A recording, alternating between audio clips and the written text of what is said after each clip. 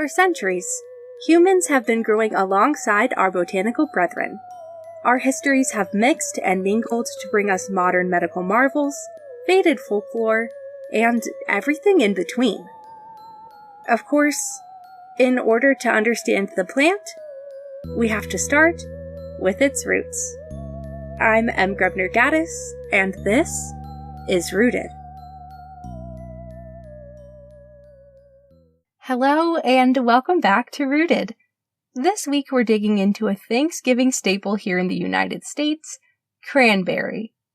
Cranberry, or Vaccinium maracopon, is a fruiting evergreen vine that can be found in acidic bogs across the northern hemisphere. It's known for its short stature, spindly, woody vines, and extremely distinct pink flowers with reflexed petals, meaning they're bent outward from the center, giving them almost crane-like head appearances, which is partially why colonizers called them cranberries.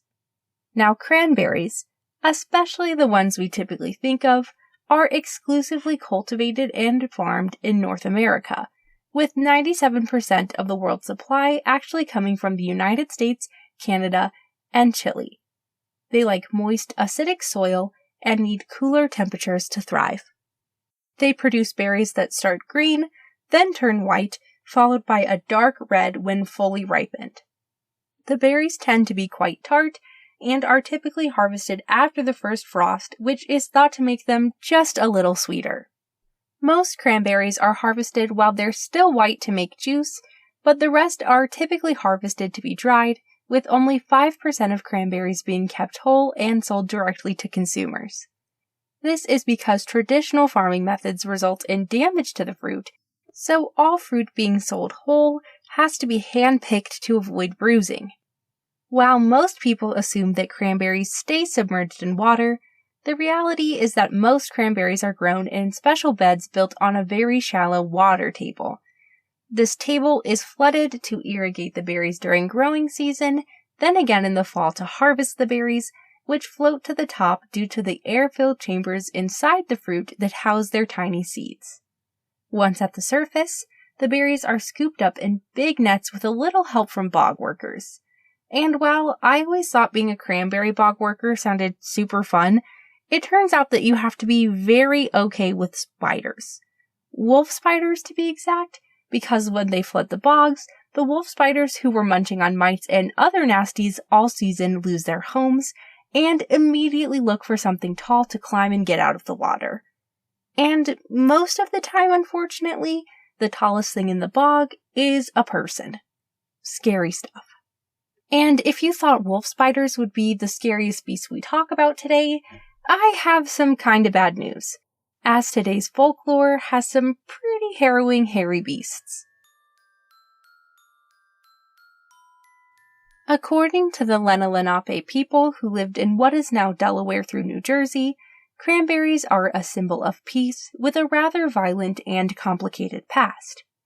According to their legend, before there were humans, there were giant mastodons, huge, woolly mammoth-like creatures who considered themselves to be the king of beasts and really walked the earth like they owned the place, much to the chagrin of all other animals. Sick of them all not seeing their greatness, the mastodons decided to band together to demand the respect they felt they deserved. After many dark days of exceptional violence, the Great Spirit knew they had to act.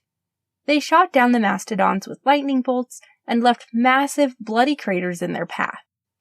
Once the war was over, the Great Spirit filled these channels with evergreen vines to help the earth heal, and these vines created blood-red berries as a reminder of the mastodons and to serve as a symbol of peace.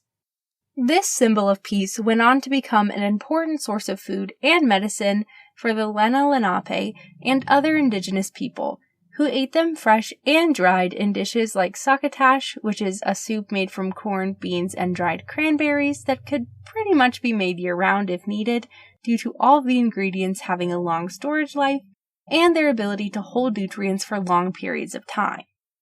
Cranberries were also commonly eaten in a dish called pemmican, which is kind of like an early equivalent of a modern-day Cliff Bar. They were small cakes made of dried cranberries, venison, and fat drippings, which kept for a long time and provided a lot of nutrient-dense calories that could easily be taken from place to place, which was super important given how frequently the Lenni-Lenape and other groups in this region moved. Now, I know what you're thinking. Those dishes are a pretty far cry from the can-shaped jelly that makes its way to a lot of our tables today. And you're totally right.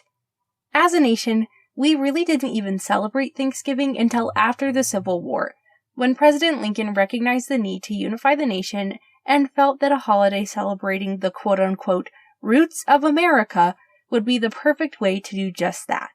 So he crafted a narrative around two groups of people putting their differences aside to come together and celebrate the beautiful land they lived on, and the abundance we could all achieve when we worked together.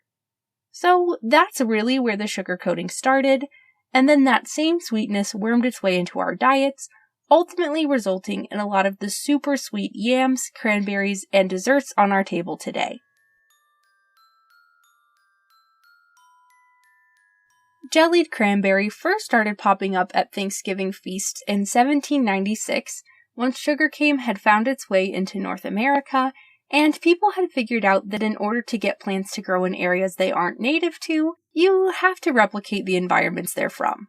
In a cookbook from that time, one recipe stood out as a favorite for the newfangled Americanized feasts: cranberry sauce with onion, which called for folks to boil cranberries in sugarcane until softened and then cook in some onions. From there, folks experimented with different kinds of fruits and ingredients until we got something that resembled the homemade cranberry sauce of today. Then, something happened that would revolutionize the world of commercialized cranberries forever. Ocean Spray, probably the best-known cranberry brand, developed and patented the water-based harvesting method we all know of today, which saved a bunch of man-hours, but really damaged the fruit. So they decided to mass-market a pre-made canned sauce to save folks some time and cover up for their unsightly cranberries.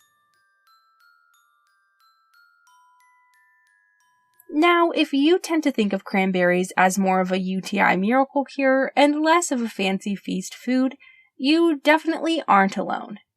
Cranberries have long been touted as a powerful antimicrobial and wound-healing plant, used as a poultice, and even as a cure for blood poisoning, or to treat hepatitis when drunk as a tea, or applied topically.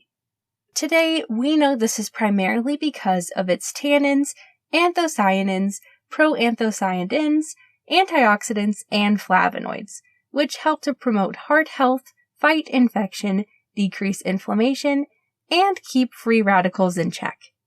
When it comes to treating UTIs, it's the proanthocyanidins that are really putting in the work.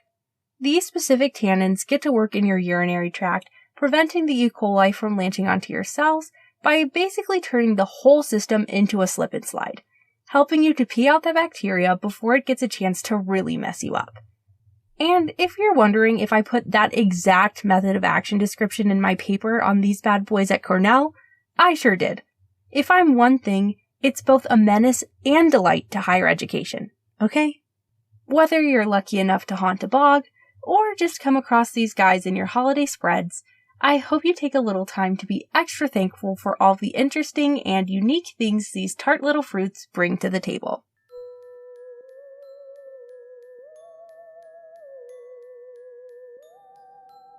If you like the show, please consider subscribing and leaving us a review on Spotify, Apple Podcasts, or anywhere else you listen. You can follow us on Facebook and Instagram at rooted.pod, we're on YouTube at rooted.podcast, and you can check out our website, rootedpod.com, for transcripts, updates, and so much more. Special thanks to Eric Cluxon for writing and performing our theme music, and of course, a special thank you to all of you for being here. Until next time, be kind to yourselves, be kind to the earth, and just like a plant, drink your water.